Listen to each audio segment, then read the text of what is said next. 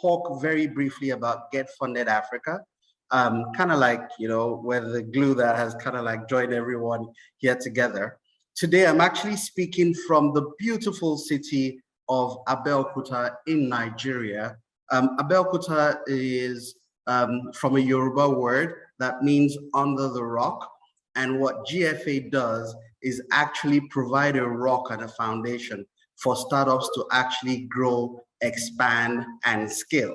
So having said that, just a very brief summary. Today, the essence of today's meeting is to discuss the future of the VC venture capital landscape in Africa, and by extension, the business landscape on the continent, and how, as GFA, we see this future evolving. But before, what they say, that if you want to know what the future is, sometimes you need to go a little bit into the past. And so for us at GFA, we remember our humble beginnings and where we really started from. So we're a venture service company, and we leverage media and technology to help startups and SMEs find funding. This was the original ethos. We have grown from this to actually offer many more things to other partners in the ecosystem, particularly venture capital partners. And again, we're really just kind of like saying thank you for this.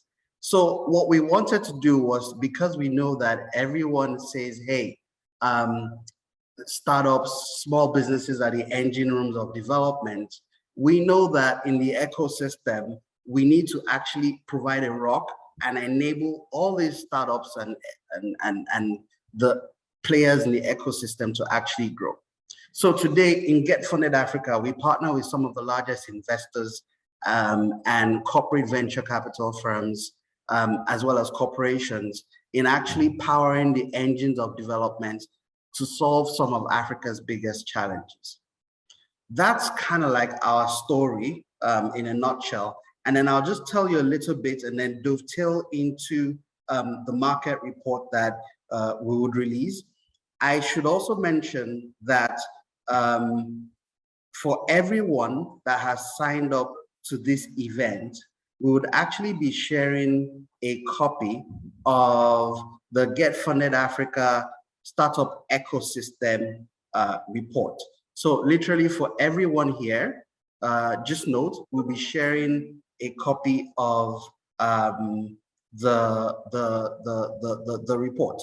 So when we get to the next panel and session, our colleagues and facilitators and even the panelists will discuss more about the report. So I'll just talk a little bit more about GFA here. So in GFA, very simply, as I mentioned the part about our story, the other thing is, why do we actually do what we do? Now, there are several challenges that are faced by African startups. And these challenges include the access to funding, the ability to obtain data, business know-how, mentorship and exposure, actually finding talent, and the ability to tell the African story, right? So literally for African startups, or even if it's venture capital firms as well, to tell their stories to the entire world. And so we've created a platform, pretty much a SaaS platform, that enables all of these services to be facilitated on the GetFundedAfrica platform. Today, we recognize that there are over 44 million startups across the continent. 40% of them are formal, and a large percentage of them are actually companies that face financial constraints. That financial constraint, if we turn it in numbers, based on the World Bank numbers, it's something in excess of $5 trillion. So there's a huge market in terms of funding for startups, funding for, and even the work and the role that venture capital and corporate venture capital firms will face on the African continent. So today, GetFundedAfrica really is almost like a consortium of almost 200 venture capital firms. I said 500, maybe I'm getting ahead of myself. But we started off in 2020 with just 3 partners as VCs, essentially connecting those 3 partners to some of the most exciting startups on the continent. Because of the quality of these startups over the years and over time, this has grown literally from 3 partners then to almost 200 venture capital partners now, as well as over 1,000 angels that kind of like are in our purview and that we work with in one way or another. So having said this, today we really just want to dovetail into the venture capital landscape in Africa. And I'm just doing a small introduction, but the real discussion is more on the report that GetFundedAfrica has released on investment across Africa. And to do justice to this, I'm going to hand over to Mr. Gbite Oduneye, who is the founding partner of ODBA. He's going to be the lead facilitator for the very first session and first panel in today's discussion. And so basically, I do hope that you enjoyed the discussion. And I'm going to be taking notes because I believe that this is going to be exciting. So for everyone that has joined in, as we say, I'm currently, as I said, in Abeokuta. So the welcome word is ekabo. For those, I think, that joined in earlier, Ife had mentioned and said akwaba. And please, if you can just, for the fun of it, please leave a line in your language in the comment box, how to say welcome in your local language. With that, I'm handing over to Gbite. Thank you so much, everyone.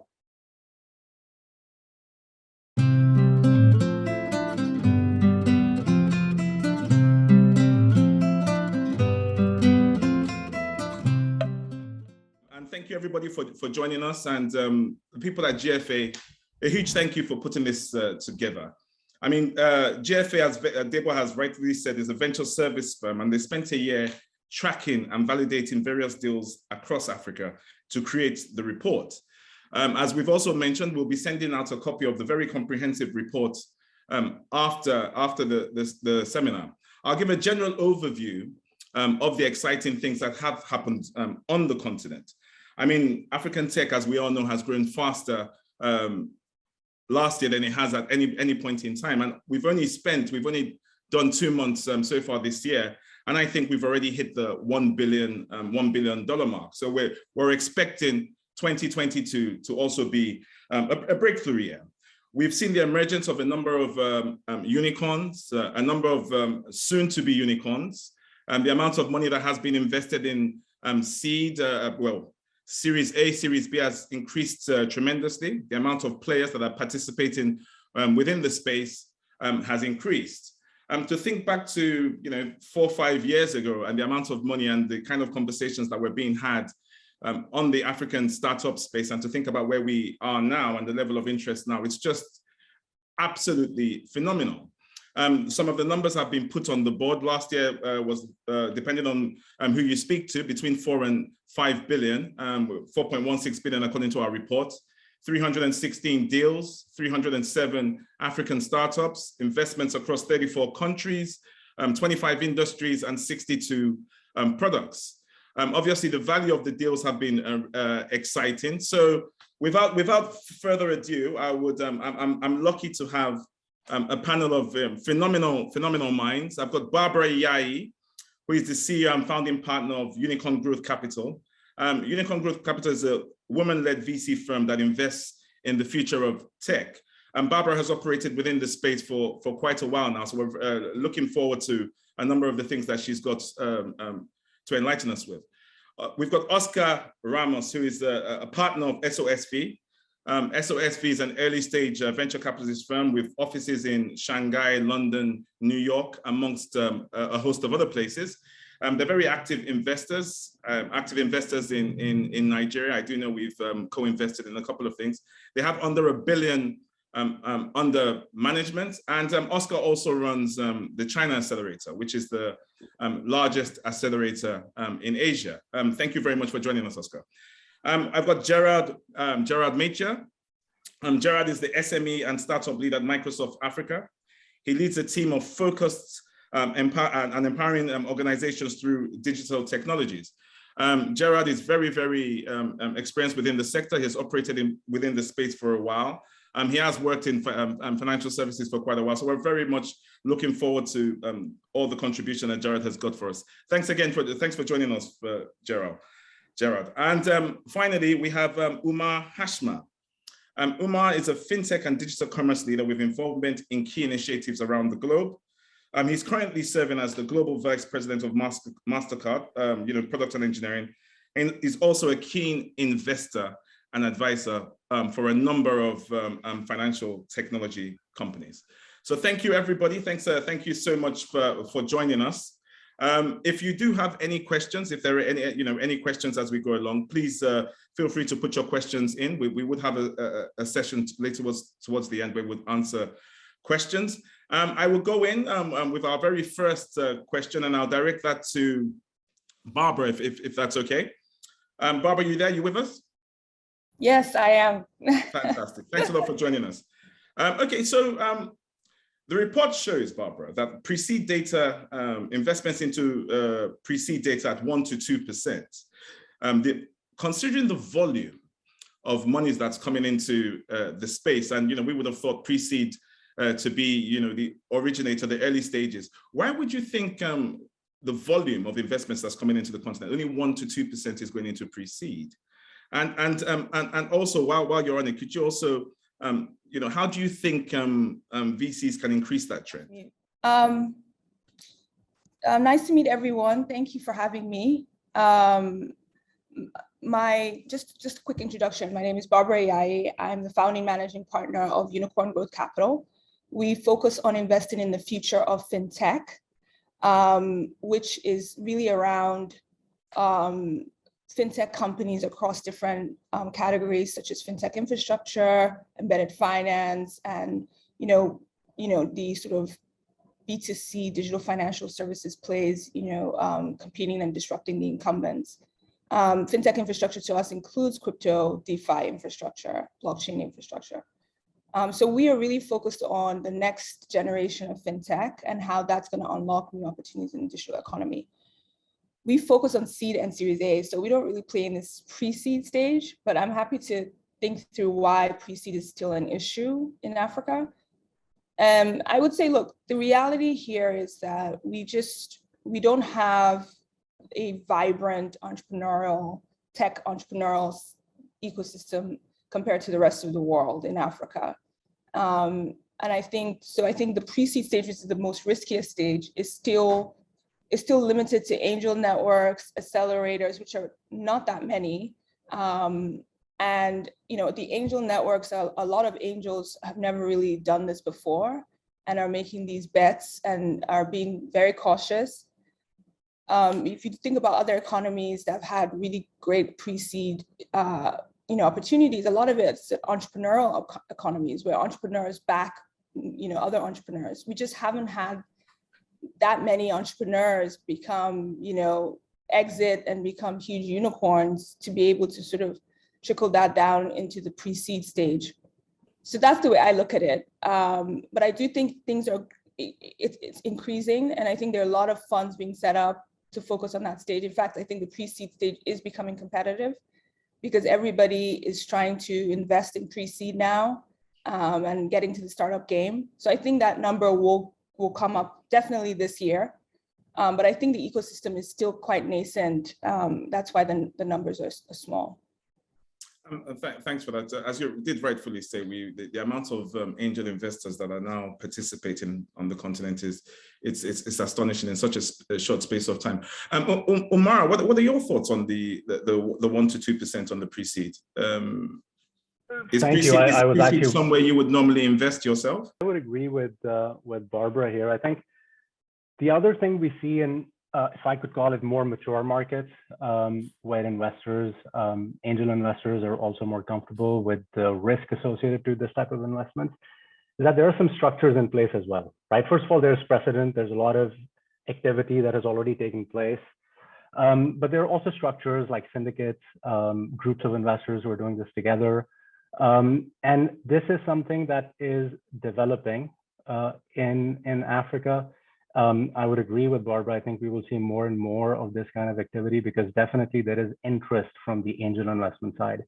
But perhaps the reason to answer your question, Gbite, why it has lacked a little bit up until now is because, you know, this is a high risk and less structured part of investing in a startup. And as we address both of those concerns, I think we will see more action. And perhaps, you know, GFA is going to play a role here as well. Definitely, I certainly hope so. But I think the future looks good on that front as well. Yes, thank you for that. Oscar, can I just say, you know, investments have hit were between 4 to 5 billion in 2021. What are your expectations for 2022? Do you think we'll hit 10 billion? What do you think? Well, we'll see, no. But I like to make some comments about the 1-2%. I think that, you know, one of the challenges of pre-seed is that most of the deals are never tracked, and being able to collect that information is very, very difficult. Every single Series A round, every single round that has an institutional investor is going to be recorded. The investors will record it, but pre-seed is extremely informal. Even in markets that are more developed, that doesn't happen, where entrepreneurs also know that it's very important to build a record of what has happened of their company. So I think from that point of view, that number is just very difficult to track, and probably the real number is slightly higher. What we've seen also in other ecosystems, and when I mean other ecosystems, is not just other ecosystems that are more developed. I mean other ecosystems also in developed economies where the actual cost to launch a startup or to launch a new product is actually lower. The cost of launching that product or to test an MVP, to take it to market, is in some cases like a way lower. We're talking about 1 order of magnitude, in some cases even more. I mean, not more order of magnitude, but really significantly lower. I mean, we've seen companies that is that in comparison to Africa, would you say? In comparison, yeah, and I believe that we're. I'm not going to say. I mean, we're a global fund, so we invest everywhere in the world. We've made around 15 investments in Africa in the last year, mostly in the seed pre-A stage. But we have been investing across Southeast Asia, in South Asia, India. And eventually, when you start working in lots of similar areas that are developing and have a nascent ecosystem, you see patterns. Okay. And I'm bringing this up because I think that this connects with your question, which is, are we going to hit the $10 billion? No, and I think it's a very difficult question, because I can find strong arguments on one side or the other side. We're not going to have the same growth globally. Last year for the venture capital industry was absolutely crazy. It was an incredible growth. No, there's been every single time there's a situation where there's constraints and there's need and there's uncertainty. The cost of opportunity of launching a new startup, the willingness of anybody and any organization to try new things, suddenly it becomes not just an option but a need. You have to try new things. You need to do new things. So every single crisis has been the birth moment of new companies, and then that's something that it has followed with an incredible growth that almost doubled globally the overall venture capital. But if you look at some of the frontier markets, some of the new regions for VC, the growth has been phenomenal. I mean, Latin America is absolutely incredible, with over 4 times the growth in venture capital that you had the previous year. So there's a lot of not just on the African venture capital, the overall venture capital concerns about, are we going to continue, or are we going to have a correction, because there was a lot of capital deployed. So from that point of view, those could be the arguments against. The arguments in favor is that, well, these growth that we've seen in the ecosystem this year and that we've been part of, and we obviously are putting or in this case we're putting our money where our mouth is, is that there's going to be a great opportunity in the market. We're seeing consolidation. Some of the startups that are building infrastructure in the whole financial services industry is going to be a great dynamizer of an enabler of more and more opportunities that will improve people's life by giving them access to better, faster, more affordable and reliable services. So we're very keen on the fact that that even if globally the venture capital might not grow at that speed, definitely in emerging markets and particularly in Africa, we're going to see a lot of opportunities. It will continue to grow. I'll come to Gerald quickly in a second, but Barbra and Umar, what are your thoughts on us, the 10 billion being possible? Do you think we continuously see an upward trajectory with regards to the amounts of funds that are coming in, or do you have a different take from Oscar? Yeah, I mean, Barbra, I'll follow you. Sure, Umar. I think we're gonna get there. I mean, to me, I don't know why we struggle with these large numbers. I mean, we're really starting from a very, very low place, and still less than, I think it's less than 2% of the entire global VC. So we're still at a very tiny place, but it is exciting considering where we're coming from. Exactly, exactly. And I look at Latin America, and I think Africa should really be thinking about why they're not getting the VC funding like Latin America did in the last 2 years. Because I really think there are so many similarities with Latin America and Africa. So for me, I think it's 10 billion is going to happen. 10 billion happens when you have a lot of deals, in the Series A, Series B, Series C stage, raising, 100 million, 200 million plus, right? Yeah. That's where you start getting to the 10 billion. And I think where we've been seeing a lot of companies graduate to the Series B, Series C stage, and a lot of them are getting a lot of funding. The other thing that I think is going to be super exciting, and that's why I'm in the fintech space, is crypto, DeFi. That's a whole separate conversation. And those guys are, companies there are getting ridiculous amounts of valuation, lots of funding, and there's a lot of opportunities there. So, and Africa's, there's still so much to be done to digitize this economy. There's just like a lot of inefficiencies. 90% of a lot of these countries are transactions are in cash. It's inevitable for us to see this much of activity with VC. There's still a lot of disruption. So yeah, to me, it's a no-brainer. A no-brainer. Umar, what are your thoughts? Thank you. Look, it's hard to predict, right? I mean, if we're talking about a particular number, say 10 billion, it's hard to predict, and it's particularly hard to predict this year. But when you look at momentum in terms of the activity in this space, some of the success stories that have come out of late, the momentum certainly suggests that we're going to continue to grow. I think between 2021 and 2020, it was, feel free to correct me here, I think it was a quadruple, the VC space quadrupled, right, in terms of the amount invested. And so I think Barbra makes a great point here as well, not only in fintech, but also in a lot of other infrastructure enablement level spaces. There is so much innovation that is happening, and there is so much runway left to cover. So if you look at it from a kind of a opportunity sizing, blue ocean perspective, we've got most of it ahead of us. Whether we hit a particular number in a given year, there are just so many other factors involved as well, including global factors, including liquidity and other markets and so on. Overall, I think I would be bullish. I think Africa overall is where a lot of growth is going to come in sectors that have experienced tremendous growth in mature markets, but also in some sectors that are specific to Africa, right? And again, fintech is right up there, including crypto. But hard to argue for or against a number. I would leave that to more smarter people than myself.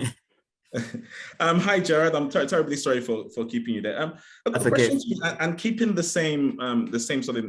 What's the role of corporate accelerators such as Microsoft in Africa? In the African startup ecosystem, how would a Microsoft, how would you drive towards this push of? Well, I'm just picking 10 billion as one, but how would you drive towards attracting more investments into the continent? Okay, thank you very much for having me on the panel, and I agree with my colleagues around the 10 billion figure, though I don't think that should be maybe the target, because it will eventually get there. It might get there even sooner at the end of the year, because there's a lot more white space and a lot more opportunity that we continue seeing in Africa, and that's why we get a number of the startups scaling up, because the use cases are relevant. Some are scalable, indeed in fintech as well, and some are scalable to even be used and developed and captured in other markets that are more developed. So I see a bigger play in that, but that's a conversation we'll continue in the panel.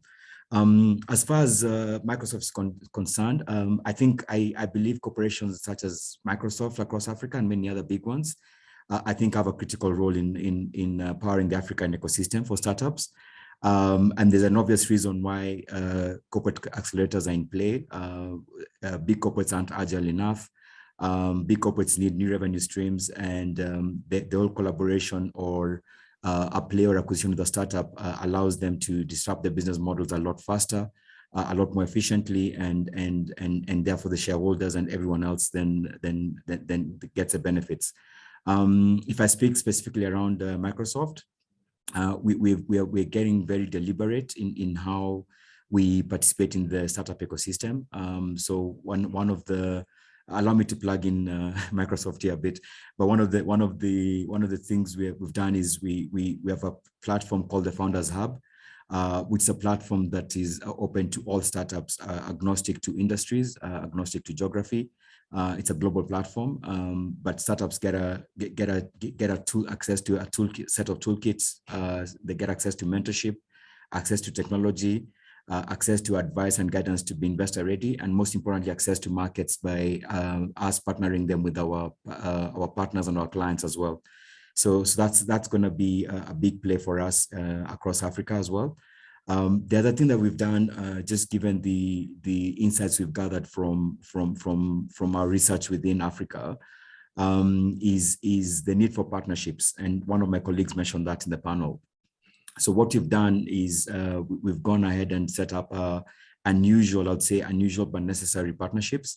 GetFunded is one of the venture capital firms that we've partnered with. We've partnered with 3 to 4 big venture firms that are investing in the technology space, and we will be working directly with some of the investee companies to help them through access to technology and access to markets as well for them to scale up. So that's another area where the 10 billion number becomes a contribution that is within reach.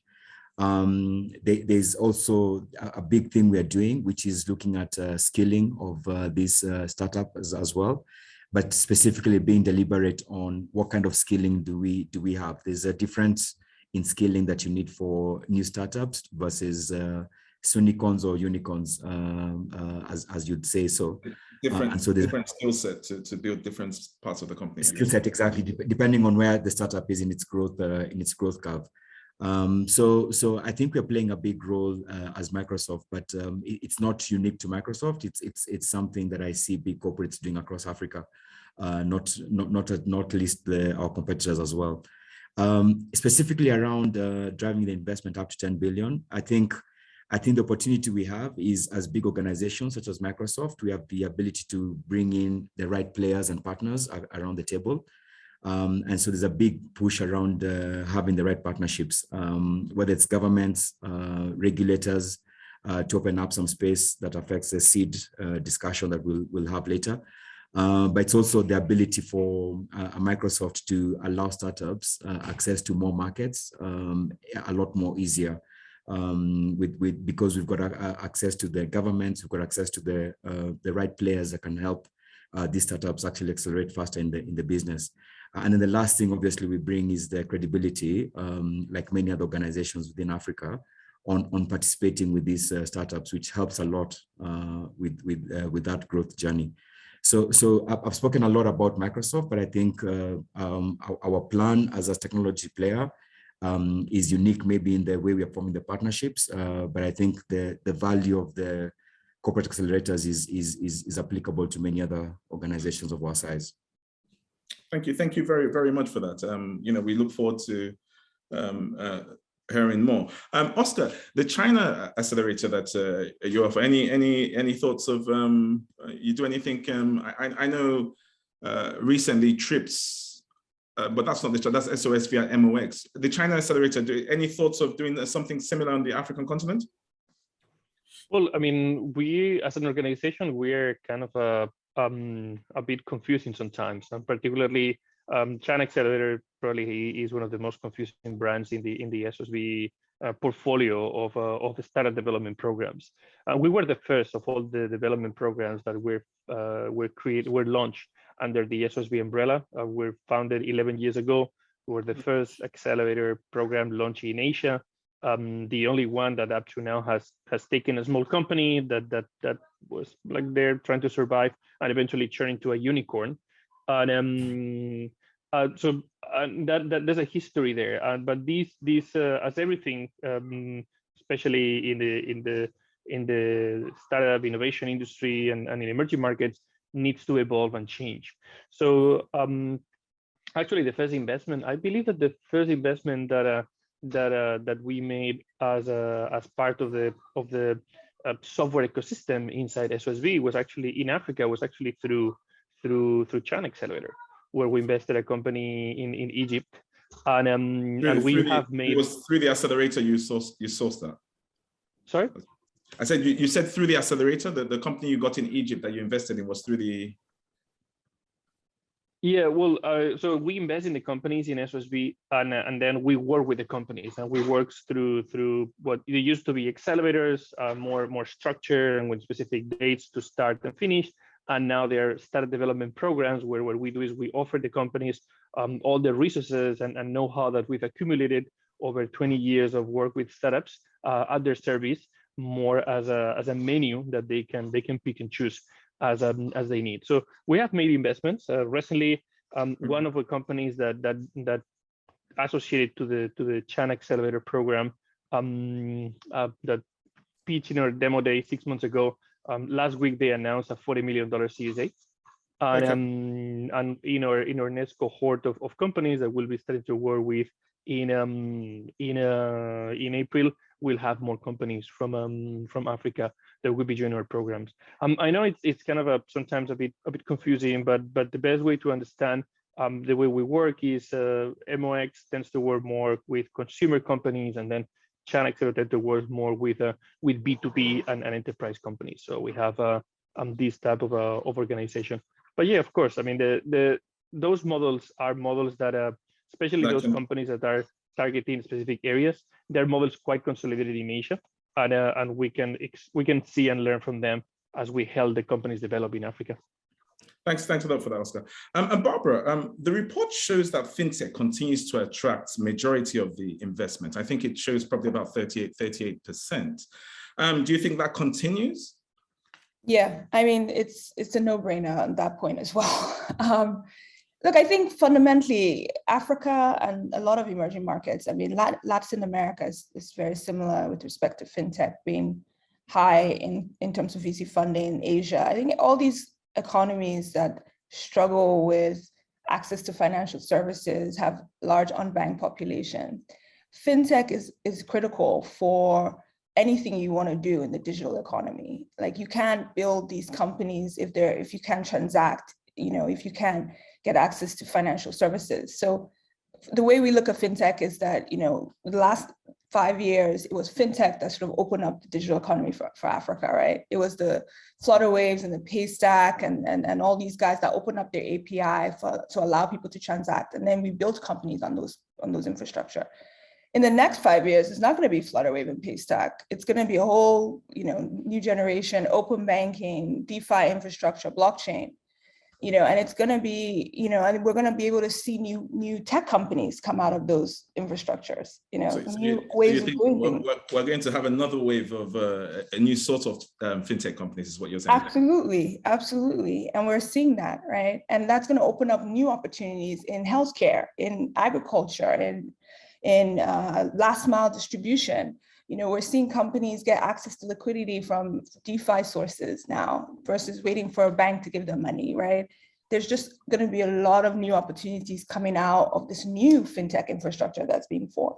So that's how we look at it. We look at fintech as a critical enabler, and we think that the more VC funding will always go into that sector, because it's sort of it's a sector that will always be prevalent and be required and will always do well, frankly, because of the way these economies are structured. And for us, we've doubled down on that, and that's what we believe will deliver returns to our investors.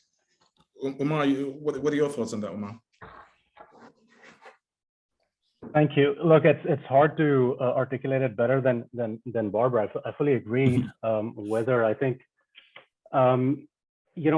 financial services, payment services, and so on are really. Can I just say? I think I've just been hit. Just give us 5 more minutes. We'll wrap up. Let's. Okay.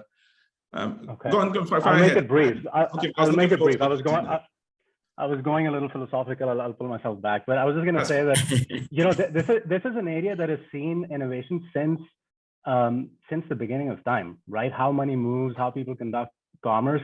This is something that gets disrupted and redisrupted and innovated and re-innovated all the time. In Africa, we have, again, a unique opportunity, right? And this is a continent that has, in many ways, leapfrogged the mature markets, right? Through mobile money, through some of the other fintech initiatives. And so we're already in that direction in a big way, in a substantial way. But at the same time, there are so many application layers. So if you think of financial services and payment services, or electronic commerce, if I could kind of broaden it out a little bit more, there is this kind of enabling layer, right? The must-have. You must be able to conduct transactions digitally, electronically, or through some other technology. But then you need applications on top of that as well, right? Kind of in that application layer, and that's where things like DeFi play a role, but also basic things like being able to get access to capital for your business, for your informal business, which is, a big chunk of the economy in many African nations. And so a lot of companies, a lot of fintechs have started to look at these areas, and there are many more similar areas. A lot of them have successfully scaled. I saw a couple of names on GFA's report as well. But the opportunity, again, is mostly ahead of us and not behind us. And for that reason, I think, if you look at GFA's report or within fintech, you see some of these specific applications still have quite a small percentage, right? Overall, fintech has a lot, but if you look at lending and these other things, it's kind of still small. So I think it will continue to grow for sure. Okay, that's right. I'll take this to Oscar. The report also shows mobility at 29% has grown massively, but social welfare verticals like ag tech at 2% and healthcare at 3% are quite low. What do VCs want to see from startups that would begin to improve the amount or the numbers of investments that go into this? I think echoing what fellow panelists were sharing and what we've seen in other ecosystems is a lot of these services rely on infrastructure of payments, logistics, communication, and until all of these infrastructure is in place, it's very difficult to deploy a lot of these solutions. I mentioned earlier this company that we invested 7 months ago and just raised $40 million. Half of this funding is specifically designed for them to launch a financial service related to BNPL and financing for consumers. That service itself is gonna be very important to be able to expand the service and be able to grow. But for that company to be able to reach where they are, they actually relied on another startup that was providing logistics services on demand, because otherwise they would have to build everything at the same time. They are a company in the consumer space, providing products to corner stores and informal commerce. Without that infrastructure, that company will not be able to exist. So what do VCs need to be able to start backing those services? They need the right infrastructure. So if you're successful and you're able to create a good service that is scalable and repeatable, you can actually scale it and repeat it and make it accessible to more people. Thanks a lot for that, Oscar. Just due to the lack of time, anyone could, I'll throw this out to everyone. And we've seen a rise in venture debt. It's becoming more and more significant. It's driving growth. What are our expectations for 2022 in venture debt? I'll throw that to anyone? No one. I'll take it. No one on the panel particularly likes venture debt. It's not something. No, I've been happy to share. I just wanted to give the option to other people. Okay, then go ahead. Give us a quick 1 minute. It's Claire. Barbra loves her fintech. Umar too loves his fintech. Go right ahead, Oscar. Please give us. What are your thoughts on venture debt for 2022? Well, I was lucky enough to one of my closest friends back in Shanghai was the person that brought venture debt to China, and so I was able to see how that was deployed in the ecosystem. And venture debt plays very specific role on the case of launching new products or taking new products to market where there's a need for specific working capital. As I mentioned, this company that is raising $40 million is raising $20 million in equity and $20 million in debt, because that's what is going to be necessary for them to be able to operate that business. We have another company in our portfolio also in the BNPL space, getting ready right now to raise a $50 million round. And for them, venture debt is going to be very important. So for certain types of services, venture debt can be extremely critical because traditional banking providers, they have a hard time to be able to understand the risk factors in a high growth company. And they also need a different type of collaterals that they could use as a way to back those loans, because at the end of the day, venture debt is not like throwing money into opportunities. It's just a very different type of banking services that take some thinking models from the VC world. So this is going to be quite important. And you think we'll just continuously, gradually see it increase as different models come up? It would be just before we go, I think it would be wrong not to mention, Barbra, what are your thoughts? And anybody else can go after her. There's been a lot of conversation on the amount of funding that goes to female-led companies. From statistics, it's quite clear that it doesn't only make sense, it's not only ethical, but for the bottom line, it's in the best interest of the company because apparently women make, not apparently, forgive me, they make better investment decisions. What do you think of the current trend, the amount of money that's going to female-led startups and also female-led VCs? What do you think of the trend of being so small? Do we expect a robust increase from where we are? Why do you think we are where we are, and what do you think we need to do to move things along? Look, I think there are a couple of things. I think I was an engineer, electrical engineering person and computer science person when I was young, and I remember I was the only woman in my class. So I don't think this has changed like the last 20 years.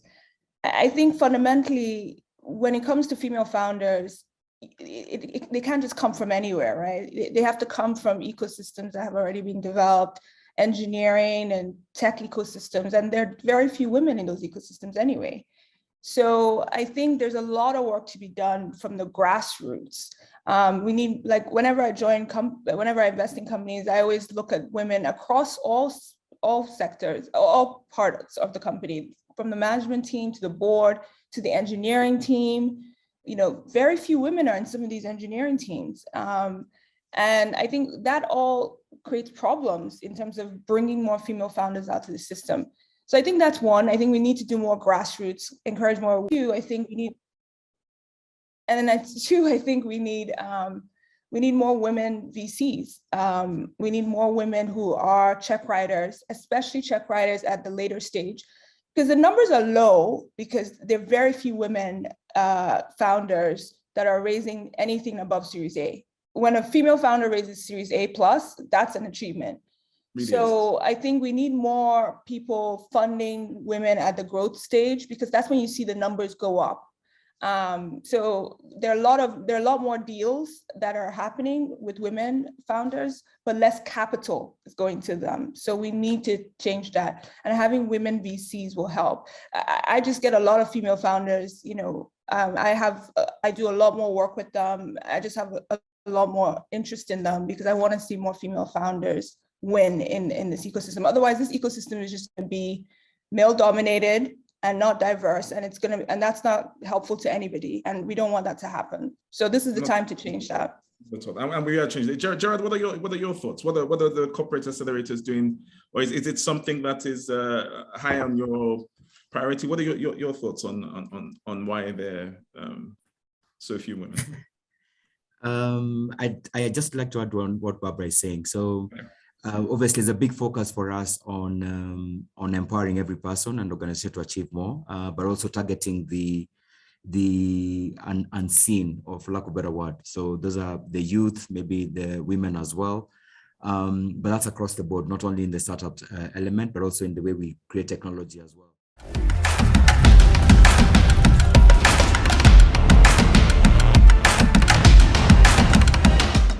Thank you very much, Barbra, Oscar, Umar, and Gerald. It's been, thank you very much for your contributions.